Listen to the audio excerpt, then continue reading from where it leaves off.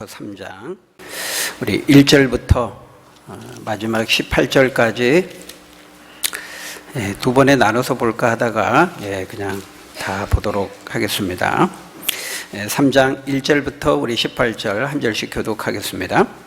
우리가 다시 자천하기를 시작하겠느냐? 우리가 어찌 어떤 사람처럼 추천서를 너희에게 붙이거나 혹은 너희에게 받거나 할 필요가 있느냐?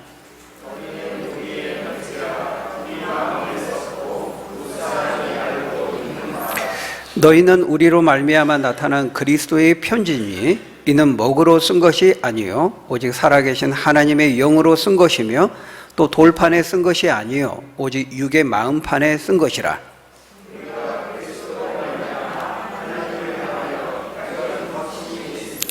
우리가 무슨 일이든지 우리에게서 난 것 같이 스스로 만족할 것이 아니니 우리의 만족은 오직 하나님으로부터 나느니라.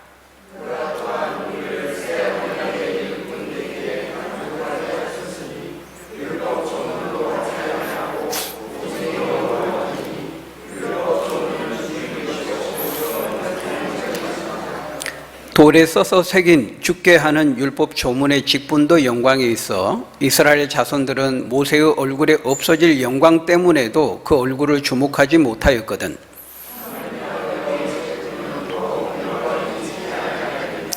종죄의 직분도 영광이 있은즉 의의 직분은 영광이 더욱 넘치리라.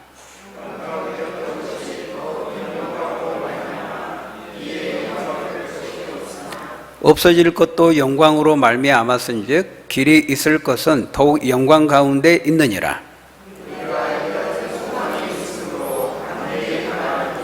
우리는 모세가 이스라엘 자손들에게 장차 없어질 것의 결국을 주목하지 못하게 하려고 수건을 그 얼굴에 쓴 것 같이 아니하노라.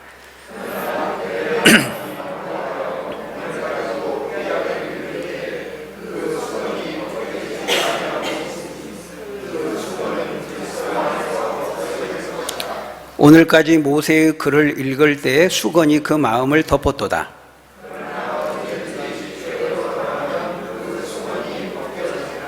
주는 영이시니 주의 영이 계신 곳에는 자유가 있느니라.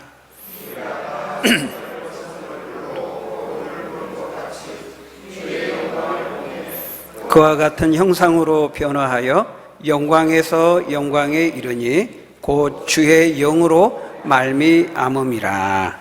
아멘.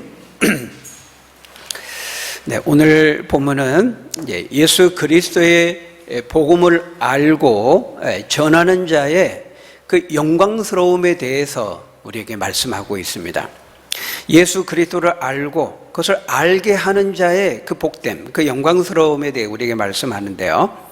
오늘 본문 3절에 보니까 그것을 뭐라고 표현하고 있습니까? 너희는 그리스도의 편지라는 것입니다. 예수 그리스도를 전하고 알려주는 편지라는 거예요.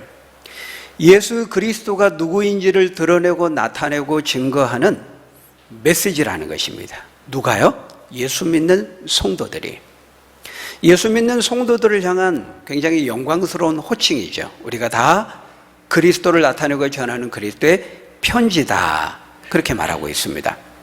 우리가 바로 앞에서 2장 15절에서는 뭐라고 표현했어요? 너희는 그리스도의 향기다 그랬죠. 그리스도를 나타내는 냄새, 향기다 이렇게 말했습니다. 거기 2장 15절에 보니까요, 우리는 구원받는 자들에게나 망하는 자들에게나 하나님 앞에서 그리스도의 향기다. 예수 믿는 성도인 우리가 그리스도의 향기고 그 그리스도를 나타내고 전하는 냄새라는 거예요. 그러니까 2장 거기서는 그리스도의 향기라고 말했다면 오늘 본문에서는 뭐라고 표현하고 있어요?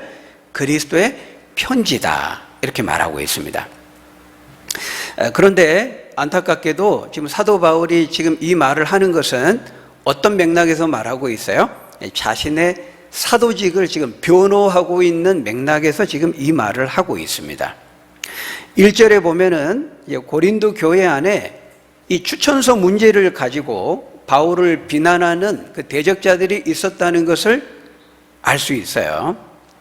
여러분, 고린도 교회 안에 그 베드로파가 있다 그랬잖아요. 베드로파, 아볼로파, 바울파, 그리스도파, 파당을 나누어서 이렇게 싸웠단 말이에요. 근데 이 베드로파의 문제를 오늘 본문은 더 이렇게 이야기를 하고 있거든요. 이 베드로파라는 것은 베드로가 그런 건 아니에요. 근데 베드로를 추종한다고 하면서 잘못하는 사람들이죠. 이 베드로파라는 건 이제 베드로는 유대 예루살렘을 근거지로 이제 사역을 하는 사람 아닙니까? 그러니까 유대주의적인 배경을 가지고 있는 사람들이 고린도 교회 안에 있었단 말이에요. 고린도 교회가 이방 지역이고 이방인 사람들이 많이 있었지만은 이 디아스포라 유대인들, 핍박과 박해를 피해서 이렇게 바벨론 포로 이후부터 이렇게 많이 흩어져 살았거든요. 그러니까 그럼에도 불구하고 유대적인 배경을 가지고 있는 사람들이 그러니까 지금도 우리나라에도 이슬람 사람들이 들어오면 여전히 이슬람 그 경전을 짓고 이슬람 그 문화와 종교를 추종하며 산단 말이에요. 그런 것처럼 유대인들이 이게 흩어져서 사는 유대인, 분산된 유대인을 우리가 디아스포라 유대인이라고 그러는데 바벨론 포로 때부터 이제 많이 흩어져서 계속 살았어요. 헬라 지배받고 바사 지배받고 로마 지배를 받고 이르게까지. 그러니까 고린도 지역이지만은 거기에도 이 디아스포라 유대인들이 있었단 말이에요. 그들이 이제 예수 믿고 고린도 교회 안에 들어왔는데 그럼에도 불구하고 여전히 유대적인 배경, 유대적인 관점을 가지고 신앙생활 하려고 하는 사람들이 있었다는 거예요. 그들이 이제 베드로파를 이제 형성해서 이렇게 했는데요. 그러니까 예수를 믿고 교회 안에 들어오긴 했지만은 예수 믿는 것만으로는 안 되고 유대인의 이 율법을 유대인처럼 지켜야만 구원을 얻는다. 이런 유대 율법주의적인 관점을 버리지 못한 사람들이 있었던 거예요. 믿기는 하지만은 예수 믿고 교회에 들어왔지만은 여전히 유대인의 그 썩어진 옛사람의 습관을 버리지 못한 것입니다. 그러잖아요. 그러니까 몇십 년 동안 이렇게 막 이제 절에 다니면서 불공을 들인 사람이 이제 어느 날 예수 믿고 교회 안에 들어왔는데 어떻게 합니까? 담임 목사님이라고 불러야 되는데 주지 목사님 어디 갔냐고 이런단 말이에요. 그걸 꼭 기도를 해도 어때요? 제가 직접 봤어요. 꼭 여기 앞에 강대상 앞에 나와가지고 꼭 합장을 하고 비나이다 비나이다 이런 식으로 기도를 합니다. 뭐 그렇게 기도를 해도 예수님의 이름으로 기도하면 하나님의 마음을 보시고 이제 받으시겠지만은 오랫동안 쌓였던 그 옛사람의 습관이 쉽게 안 버려지는 거예요. 이 유대인의 배경을 가지고 있는 유대적 배경을 가지고 있는 이런 사람들이 고린도 교회 안에 들어왔지만은 여전히 이런 유대적인 관점, 유대적인 사고, 이런 사고들을 가지고 있는 거예요. 근데 그런 관점에서 이렇게 보니까 바울은 율법보다는 복음의 은혜를 훨씬 많이 강조하잖아요. 그러니까 바울이 별로 마음에 들지가 않는 거예요. 그런 것처럼 이제 이런 고린도 교회 안에 들어와서 예수를 믿긴 하지만은 여전히 유대 율법적인 사고를 갖고 이 뿌리 깊은 율법적인 관점을 가지고 이제 바울을 보면서 바울을 못마땅한 시선으로 본 거예요. 그래서 거기 그 3절에 보면요, 우리가 좀 더 자세히 보겠습니다만은 그 3절에 보면 돌판, 마음판, 이걸 지금 대조하고 있잖아요. 여러분 이 돌판은요, 모세가 그 시내산에서 받았던 구약 시대의 그 옛 언약을 대표하고 상징하는 겁니다. 그 돌판, 그 십계명 돌판을 말하는 거거든요. 그 십계명 돌판을 무엇과 대조하고 있어요? 하나님의 영이신 성령에 의해 새겨진 마음판, 신비라고 하죠. 마음판, 그것과 대조하고 있어요. 그러니까 모세, 십계명, 돌판, 이거는 옛 언약, 구약시대 옛 언약을 상징하는 것들이라면 반대로 하나님의 영, 신비, 마음판, 복음, 이거는 새 언약을 상징하는 것입니다. 이걸 지금 대조하고 있어요. 그 6절 이하에도 보면요, 계속해서 뭘 대조하고 있습니까? 구약의 율법과 신약의 복음을 서로 대조시키고 있는 것을 볼 수 있어요. 그러니까 모세를 통해서 돌판 위에 새겨진 것은 이제 율법인 거예요. 율법.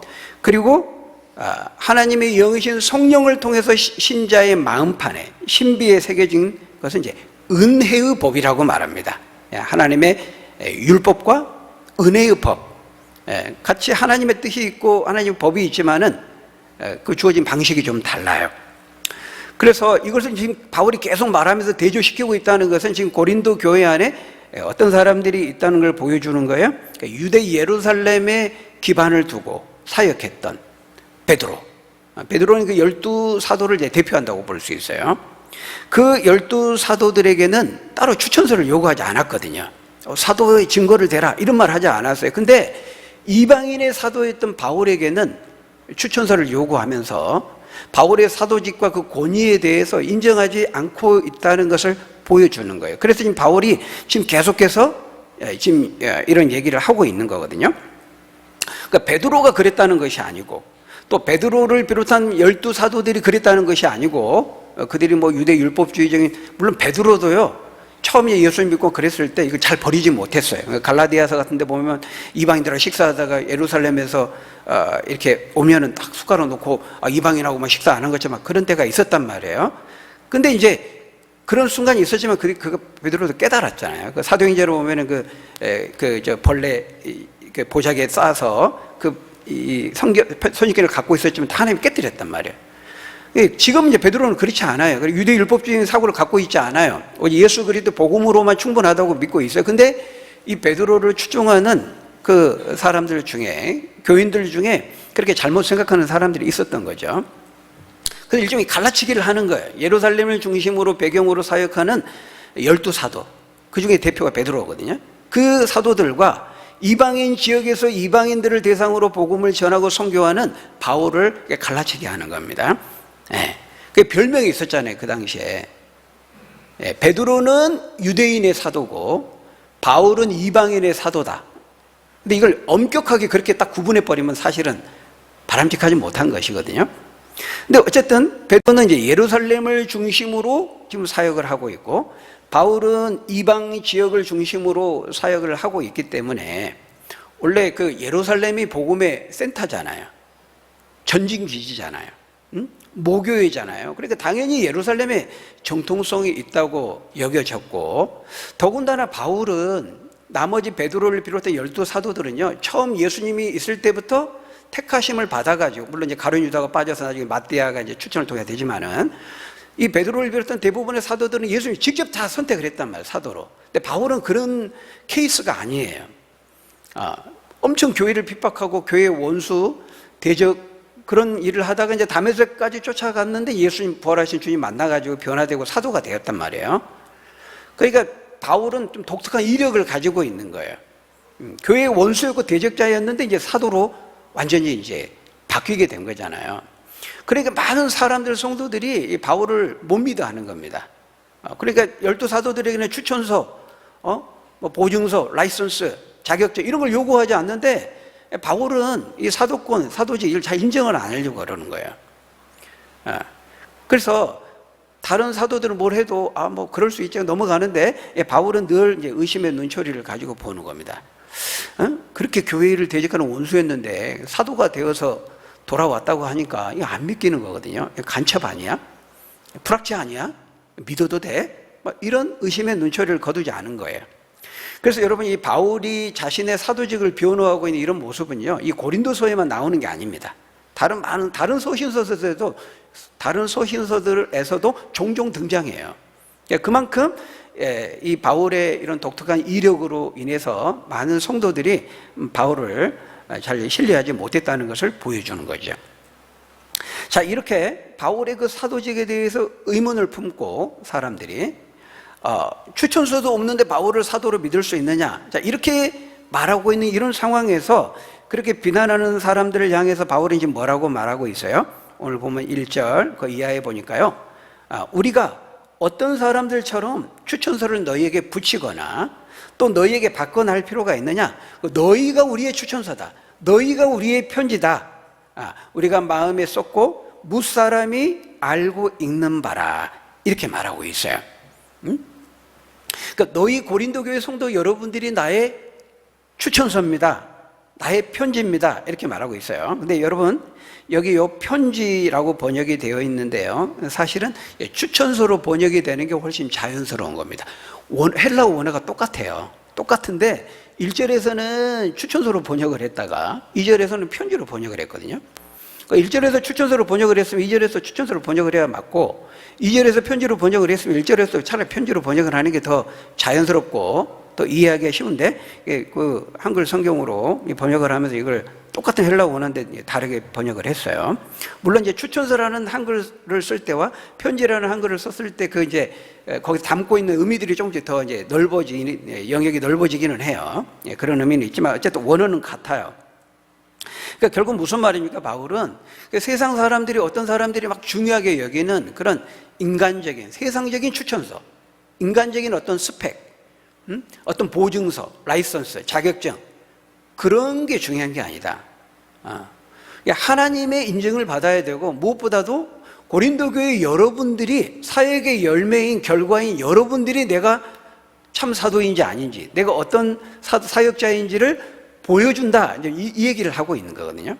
그러니까 여러분들을 통해서 무사람들이 여러분을 보면서 여러분을 사역하고 여러분을 목양했던 사도인 나를 알게 되고 읽게 된다. 그런 점에서 여러분은 나의 추천서고, 그런 점에서 여러분은 나를 다른 사람들에게 읽혀주는, 알려주는 편지다, 메시지다, 지금 이 얘기를 하고 있는 것입니다. 여러분, 판사는 판결을 통해 말한다 그래요. 판결을 통해서 어떤 메시지를 전하는 겁니다. 교수는 강의를 통해서 말해요. 예술가들은 자신의 작품을 통해서 뭔가를 말하고 메시지를 전해요. 근데 여러분, 전도자는, 사역자는 뭘로 말할까요? 자신이 돌보고 목양하고 사역했던 성도들을 통해서 말하는 것입니다. 성도들을 통해서 자신이 어떤 사역자인지를 보여주는 거예요. 예수님이 뭐라 그랬어요? 열매로 알리라 그랬잖아요. 열매로 나무를 안다는 거예요. 좋은 열매가 맺히면 그 나무는 좋은 나무죠. 그러니까 사역자가 좋은 열매와 결실을 거둔다면 그 사역자는 좋은 사역자라고 말할 수 있는 겁니다. 물론 열매가 이제 결과를 의미한다면 뭐 결과만 좋으면 과정은 어때도 상관없다, 뭐 그런 말은 아니지만, 그러나 어떻습니까? 아무리 유명한 사람의 추천을 받는다 할지라도 실제로 아무런 열매나 능력이나 이런 게 나타나지 못한다면은 그 유명한 사람의 추천장은 아무 의미가 없다는 거예요. 여러분, 그래서 낙하산 인사 이런 말 하잖아요. 낙하산 인사. 능력이 없어요. 실력이 안 돼요. 자격도 안 돼요. 근데 이제 임명권자의 그 성원을 입어가지고, 임명권자의 지인이라는 것 때문에 낙하산처럼 위에서 내리 꽂아가지고 세우는 거예요. 그래, 낙하산 인사라고 말하는데, 지금 바울이 그걸 말하는 겁니다. 바울은 자신이 직접 전도하고 선교하고 복음을 전해서 자신이 전한 그 복음을 듣고 예수님을 믿고 깨닫고 돌이켜서 지금 고린도 교회 성도들이 되었잖아요. 고린도 교회, 바울이 전도하고 선교해서 설립한 교회거든요. 여러분들이 나의 열매고, 여러분들을 통해서 내가 어떤 사역자고 어떤 사도인지, 참 사도인지 아닌지를 보여주는 것입니다. 지금 이렇게 말하고 있어요. 그러니까 무사람이 고린도교회 여러분들을 알고 읽는 바라, 이렇게 말하고 있어요. 메시지라는 거예요. 편지라는 거예요.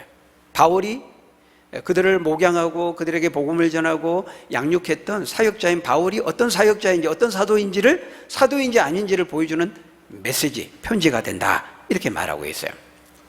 여러분, 바울이 어떤 사역자인지만을 보여주는 것이 아니고요, 궁극적으로는 고린도 교회 성도들이 누구의 편지라는 거예요?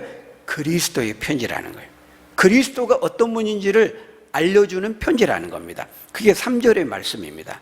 거기 3절에 보니까 너희는 우리로 말미암아 나타난 그리스도의 편지니. 너희가 누구라는 거예요? 그리스도의 편지라는 것입니다. 여러분, 우리가 이걸 늘 잊지 말아야 됩니다. 우리는 그리스도의 편지라는 거예요. 그리스도의 편지. 여러분, 거기 뒤에요, 7절, 8절, 9절, 10절 그 이하에 보면요, 계속해서 그리스도의 복음을 전하는 그 사도로서의 직분의 영광에 대해서 말해요. 바울 자신이 이 복음을 전하는 사도로 부름을 받았다는 것이 너무 영광스럽다는 거예요. 그 얘기를 하는데, 그거는 고린도 교회 성도들의 그 존재 자체, 고린도 교회의 그 존재 자체가요, 바울로 하여금 사도로서의 그 직분의 영광을 나타내고 있다는 것입니다. 그 고린도 교회 성도들을 보면서 무사람이 바울을 알고 읽게 되는 거예요.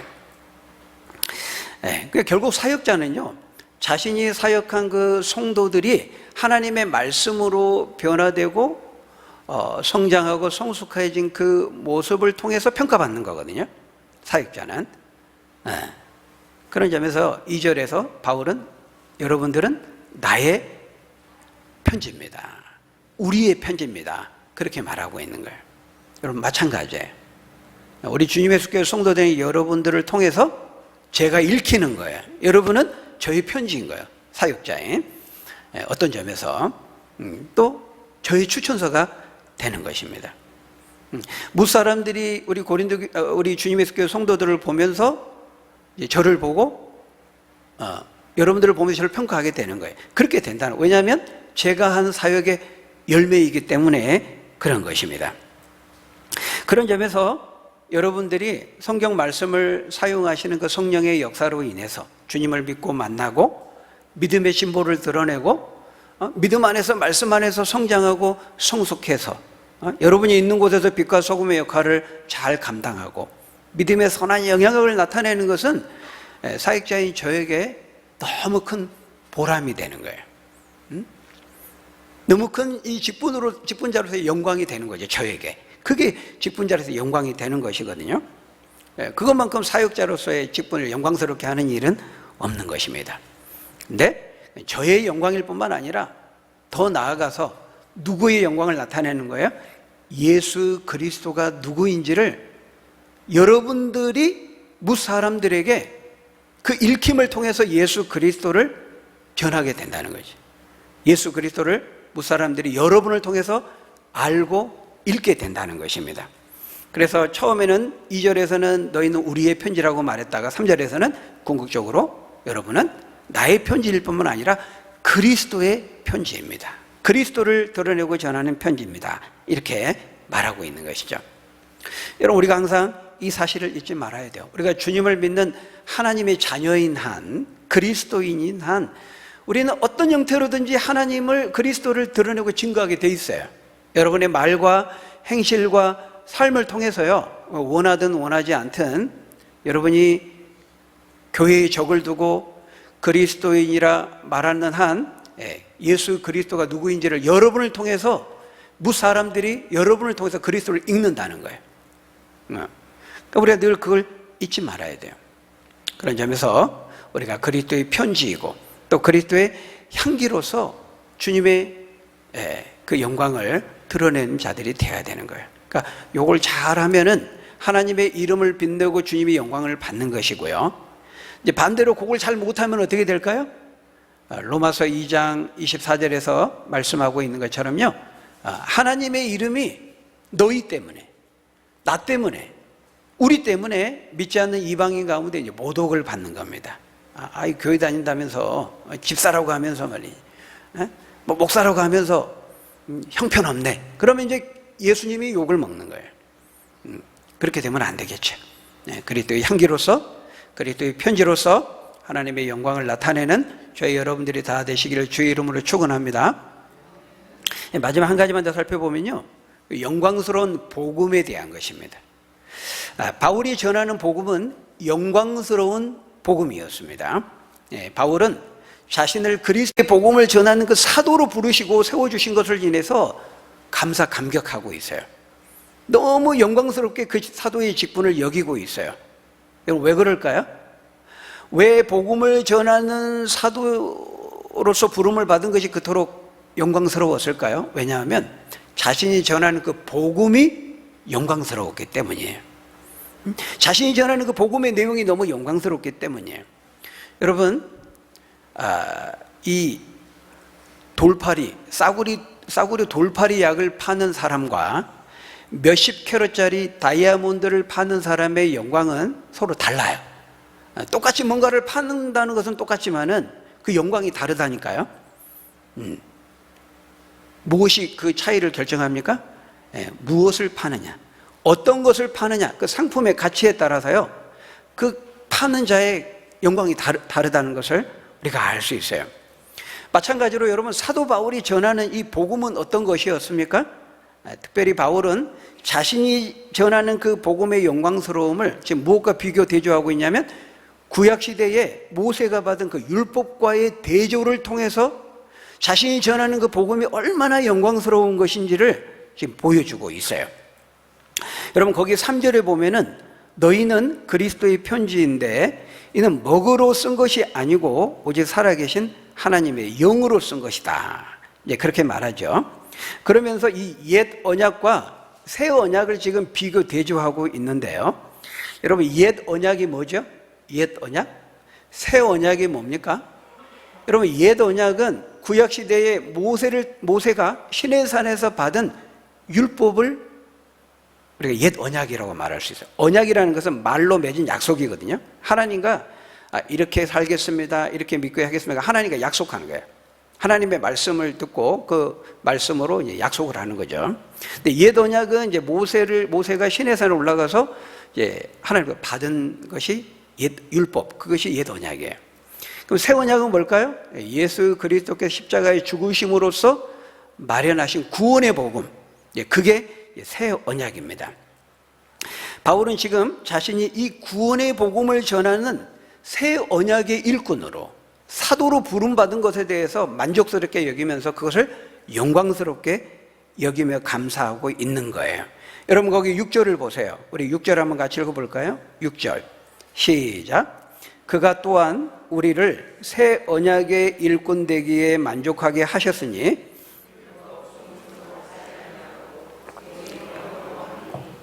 율법 조문은 죽이는 것이요 영은 살리는 것이니라. 여러분 여기 보면요 영의 역할, 이 영의 역할을 반복해서 지금 강조하고 있거든요. 이 영이라는 것은 성령을 가리킵니다. 성령. 3절에서도 말씀했죠. 3절 먹으로 쓴 것이 아니고 오직 살아계신 하나님의 영으로 썼다. 여러분 이 새 언약의 시대, 신약 시대에서는요 성령의 사역이 도드라지고 성령의 사역을 강조해요. 여러분 구약 시대에는 성령이 계셨어요, 안 계셨어요? 구약 시대에는 성령이 사역했어요, 활동했어요, 안 했어요? 여전히 구약 시대에도 존재하셨고 계셨고 사역하셨고 활동하셨어요. 그렇지만은요 구약 시대에는 굉장히 제한적으로 하셨어요. 제한적으로 좀 특정한 사람들에게 모세나 아론이나 다윗이나 엘리야나 이런 제사장이나 왕이나 선지자와 같이 특별한 사람들에게 제한적으로 일시적으로 사울에게 또 임했다가 떠나시기도 하시고 이랬단 말이에요. 근데 이제 한 날이 오면 새 날이 오면 새 언약의 때가 도래하면은 그렇게 하지 않는다는 거예요. 하나님의 영이신 그 성령이 새 영으로 오셔서 모든 육체에 모든 성도들에게 부어지고 임하게 되어질 것을 말씀해요. 그것이 뭡니까? 요엘서에서 예언됐잖아요. 그 요엘서의 예언이 사도행전 2장 17절에서 18절에 보면은 마가의 다락방에 보혜사 성령이 급하고 강한 바람처럼 임하셔서 그대로 성취되어지는 것을 볼 수 있어요. 그래서 그 마가의 다락방에 보혜사 성령이 임한 이후부터는 이제 모든 신자에게 모든 예수 믿는 육체에게 성령이 다 부어지고 차별 없이 다 임하시게 된 거예요. 모든 신자에게 임하셔서 그 성령이 무슨 일을 하십니까? 어떤 일을 하신다는 거예요? 하나님의 말씀을 그 신자의 각 사람의 그 신자 속에 그 마음판에 그 신비에 그 하나님의 말씀을 새기는 거예요. 각인시키는 거예요. 그래서 그 말씀을 지키며 순종하게 하시는 것이죠. 여러분 이것이 신약의 신자의 삶이고 그것을 가능하게 하는 것이 바로 사도 바울이 전하는 복음인 것입니다. 그 예수 그리스도의 복음을 믿고 받아들일 때에만 그런 놀라운 역사가 일어나는 거예요. 여러분 구약 성경에 보면요 에레미야 31장 31절 33절을 보면은 이것이 다 미리 구약 시대에 선지자를 통해서 예언되어 있어요. 이렇게 될 것이라는 게 예언되어 있어요. 예수님은 그것을 그대로 다 성취하신 거예요. 그래서 장차 한 날이 이르게 되면은 하나님께서 새 언약을 맺으시는데 그 언약은 이제 출애굽 때 옛 언약 모세가 맺은 언약과 다르다는 거예요. 우리 한번 읽어볼까요? 31절, 33절 조금 긴데 여러분 집중해서 의미를 생각하면서 한번 같이 읽어봐요. 시작. 여호와의 말씀이니라. 보라, 날이 이르리니 내가 이스라엘 집과 유다 집에 새 언약을 맺으리라. 이 언약은 내가 그들의 조상들의 손을 잡고 애굽 땅에서 인도하여 내던 날에 맺은 것과 같지 아니할 것은 내가 그들의 남편이 되었어도 그들이 내 언약을 깨뜨렸음이라. 여호와의 말씀이니라. 그러나 그날 후에 내가 이스라엘 집과 맺을 언약은 새 언약은 이러하니 곧 내가 나의 법을 그들의 속에 두며 그들의 마음에 기록하여 나는 그들의 하나님이 되고 그들은 내 백성이 될 것이라. 여호와의 말씀이니라. 내가 그들의 하나님이 되고 그들은 나의 백성이 된다. 이 말은 그들이 내 언약을 잘 믿고 따르게 돼서 하나님과 온전한 관계, 바른 관계를 맺게 될 것이다. 그 얘기를 하고 있는 거예요. 그러니까 여러분, 한 날이 이르게 되면 이제 그 날은 예수님이 오시는 것을 말하는 거죠. 참된 메시아 구원자로서 그리스도로 오신 예수님이 오시게 되면은 그때는 새 언약을 맺게 되는데 그 새 언약은 출애굽한 다음에 모세가 시내산에서 율법을 받으면서 십계명 그 돌판을 받으면서 맺은 언약과 옛 언약과는 다르다는 거예요. 그래서 여러분 그 모세가 받은 그 돌판은요, 율법의 핵심을 말하는 겁니다. 율법을 대표하는 거예요. 그래서 출애굽기, 레위기, 민수기, 신명기, 우리가 모세 창세기부터 모세 오경이라고 말하는데요. 그 모세 오경은 토라라고 말합니다. 율법이 다 거기 들어있는 거예요. 근데 그 율법이 시내산에서 모세가 다 받은 것들을 다 이렇게 풀어놓은 거예요. 기록한 거예요. 그 모세 오경에 있는 모든 율법의 내용들을 줄이고 축소하고 엑기스만 핵심만 모아놓은 것이 뭐냐면은 십계명이에요. 십계명의 돌판. 그러니까 십계명은 모든 율법을 대표하고 상징하는 것을 볼 수 있어요. 근데 하나님께서 율법을 돌판에 기록해서 백성들에게 줬는데 어때요?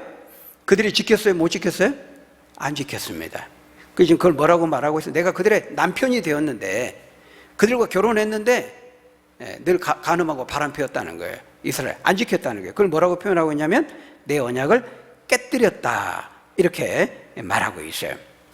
그래서 이제는 그런 외적인 돌판에 율법을 새기는 그런 방식으로는 안 되고 이제 나중에 새 날이 오고 새 언약이 주어지면은 그때는 어떻게 하신다는 거예요?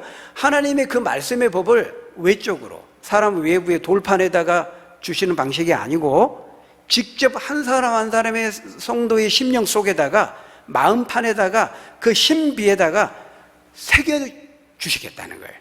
그래서 그것을 지키게 하시겠다는 거예요. 그래서 그 지켜서 나는 너희 하나님이 되고 너는 나의 자녀가 되게 할 것이다, 이렇게 말하고 있어요. 바울은 지금 이 말씀을 인용하고 있는 겁니다. 여기서 그 날이라고 하는 것은 바로 신약시대를 말하는 것이고 예수 그리스도께서 오셔서 십자가를 통해서 모든 구원의 사역을 이루시고 우리에게 복음을 남겨주시는 그 날을 말하는 거예요. 그 날이 되면은 이제 외부의 돌판에 새기는 방식이 아니라 우리의 마음의 신비에 새기는 방식으로 하나님의 법을 우리에게 주시겠다는 거예요. 지키게 하시겠다는 거예요. 근데 여러분, 그 하나님의 법을 우리 마음판의 신비에 새기는 그 일을 하시는 분이 누구죠? 누구라는 거예요? 하나님의 영이라는 것입니다. 성령이 그 일을 하신다는 거예요. 이게 지금 다 예언되어 있는 겁니다, 구약에.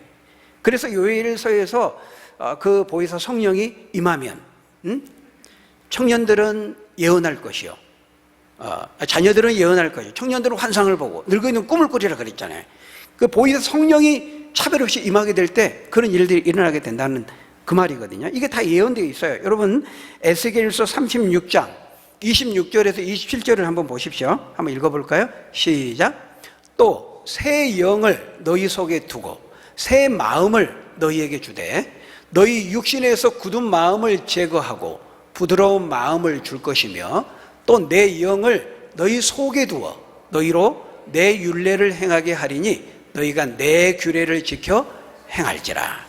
여러분, 아까도 말씀드린 것처럼 구약시대, 옛 언약시대에는 성령이 모든 하나님 믿는 이스라엘 백성들 개개인의 그 신자 속에 들어가 계시지 않았어요. 특별한 사람들에게만 한시적으로, 일시적으로. 그러다 또 사역이 끝나면 떠나시기도 하셨단 말이에요. 근데 새 언약의 시대가 오면은 내 영을, 하나님의 영이 모든 너희 속에, 한 사람 안의 신자 속에 들어가신다는 거예요. 들어가셔가지고 하나님의 율법을 그 마음판에 새기셔서 그 율례와 법도를 행하게 하시겠다. 율례와 규례를 행하게 하시겠다. 이렇게 말씀하거든요. 여기 율례와 규례라는 것은 율법을 말하는 겁니다. 하나님의 법. 다른 말로 말하면 하나님의 말씀을 말하는 거예요. 그래서 성령께서 우리 신자의 마음속에 들어오셔서 그 마음속에 계셔요. 그러니까 우리 내주라 그래요. 우리 안에서 사시는 거예요. 거주. 안에서 거주하신다. 내주라고 말하거든요. 그 성령이 우리 안에 뭘 하셨느냐? 우리의 이 강팍한 마음, 고집스러운 마음, 하나님 말씀 듣기 싫어하는 마음, 이런 마음들을 다 깨뜨리고 그 굳은 마음을 제거하고 갈아엎고 기경해서 부드러운 마음으로 그 하나님의 말씀을 하나님의 말씀으로 받아들이고 아멘할 수 있는 그런 부드러운 마음으로 우리의 마음의 토양을 바꾸신다는 거예요. 성령께서 그 일을 하시는 거예요. 그걸 우리가 교리적으로 중생하게 하신다, 거듭나게 하신다, 그렇게 표현하는 거예요. 성령이 우리 안에 내주하시면서 우리 마음에 하나님의 말씀을 새기고 우리의 이 금강석같이 굳은 마음을, 강한 마음을 부드러운 말씀을 수용하는 온유한 마음으로 바꾸셔서 그 말씀에 아멘하고 그 말씀과 규례대로 지키며 행하게 하시는 거예요. 그 일을 하시는 분이 바로 성령이라는 거예요. 그러니까 여러분 상식적으로 생각해 보세요. 돌판으로 우리 마음 외부에 있는 것을 지킬 때 하고 우리 마음판에 우리 심령에 새겨 있는 것을 지킬 때 어느 게 더 잘 지켜지겠어요? 그럼 말할 것도 없는 거죠. 외부에 돌판에 있으면 그거 갖고 다녀야 되잖아요. 없으면 생각이 안 나, 잊어버려. 근데 우리 마음속에 새겨 놓으면은 어디를 가든지 그 말씀을 갖고 가잖아요. 더군다나요, 성령이 우리 마음판에 새기신 다음에 나 몰라라 하시는 것이 아니에요. 새겨놓고 네 알아서 지켜라, 그게 아니고 우리 마음속에 계속 계신다니까요. 안에 거하세요. 내주하신다고요. 그래서 우리로 하여금 말씀을 생각나게 하세요. 우리가 잘못 생각하고 잘못된 길로 가려고 하면 군밤을 딱 주시면서 야, 너 지금 그러면 되겠어? 디모데 2장 24절 생각 안 나? 이렇게 하면서 하나님이 우리 안에 거룩한 자극을 주셔가지고 말씀을 생각나게 하시고 깨닫게 하시고 말씀들을 지키고 살게 하신다는 거예요. 그걸 말하고 있는 거예요. 돌판으로 외부에 주어질 때는 저렇게 해야 된다는 걸 의무와 당연은 알지만은 그걸 지킬 능력이 없는 겁니다. 그래서요, 거기 6절에 보면은 그 말씀을 하고 있어요. 돌비에 새겨진 율법 조문은 죽이는 것이고 영은 살린다. 여러분, 이 말이 그 말입니다. 여러분 9절에서도 보세요. 9절에서도 똑같이 말씀합니다. 정죄의 직분도 영광이 있은즉 의의 직분의 영광이 더욱 넘치리라. 뭔 말하는지 잘 모르시겠죠? 알쏭달쏭 하는데 이 말입니다. 이 말이에요. 무슨 말입니까? 구약시대에 옛 언약시대의 모세를 통해서 주어진 율법도 영광이 있기는 있어요. 그 율법도 역할이 있고 기능이 있다는 거예요. 근데 복음하고 비교하면 잽이가 안 돼요. 구약의 율법도 영광이 있다는 것은 율법 자체는 선하고 좋은 것이라는 거예요. 근데 여기 보면은 율법은 정죄하고 죽인다 이렇게 표현하고 있잖아요. 율법 조문은 죽인다 그랬는데 여러분, 율법이 사람을 죽이면 안 좋은 거 아닌가요? 나쁜 거 아닌가요? 근데 여기서 사람을 죽인다는 것은 진짜 사람을 죽인다는 그런 말이 아니고 정죄하는 율법의 기능을 비유적으로 표현한 겁니다. 여러분, 율법이 하는 역할이 뭐냐면요, 사람으로 하여금 정죄해요. 정죄한다는 것은 너는 죄인이야 이렇게 죄를 정해주고 푸시하는 겁니다. 압박하는 겁니다.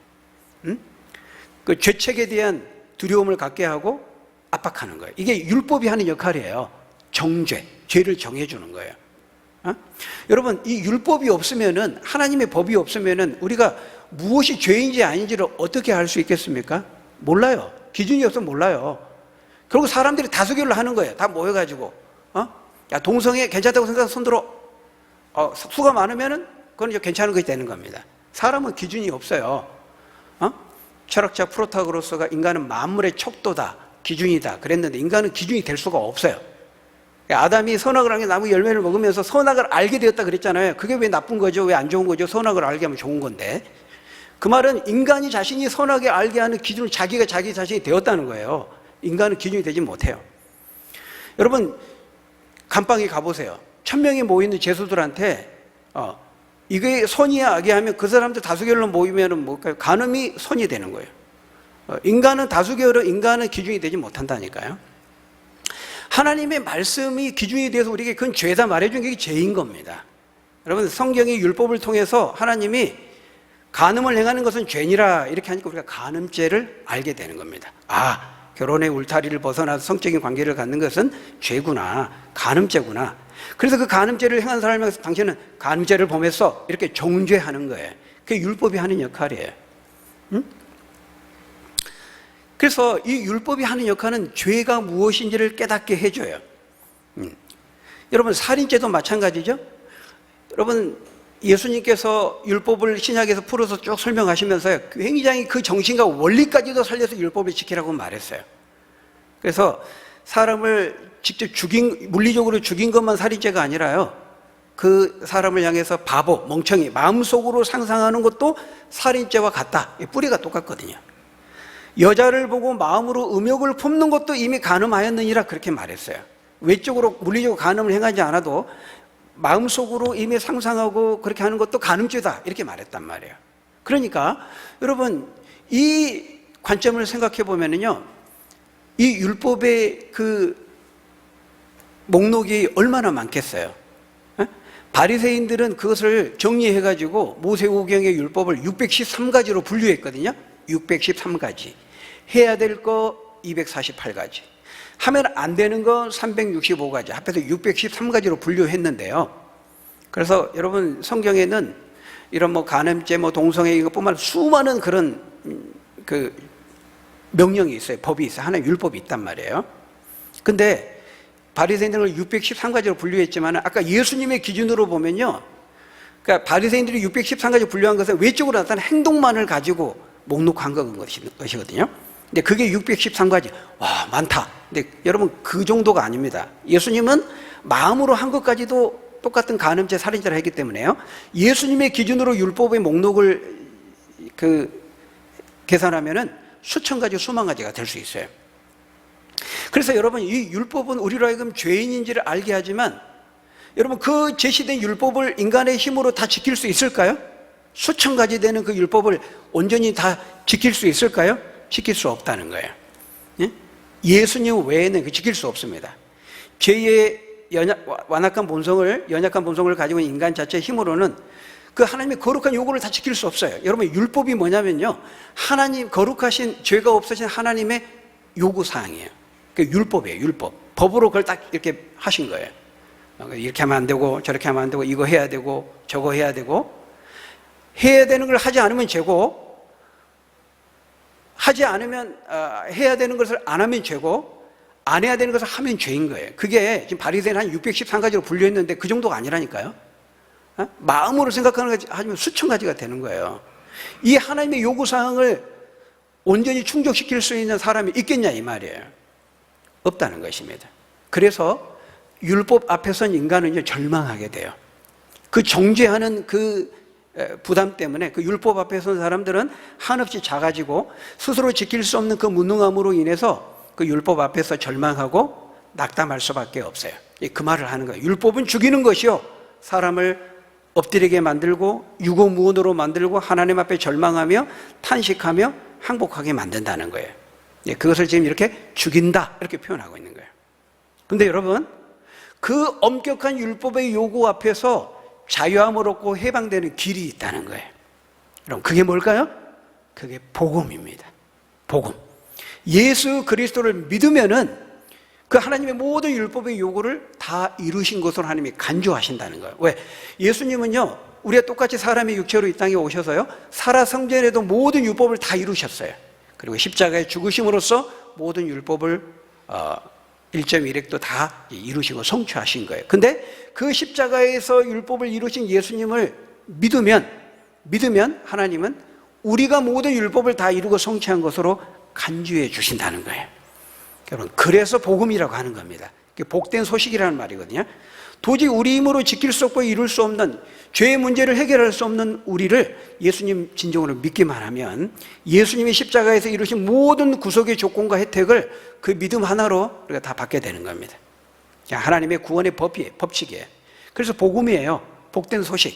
우리가 우리의 능력으로 할 수 없는데 예수님 믿으면 다 되어지기 때문에 복음이 되는 것이죠.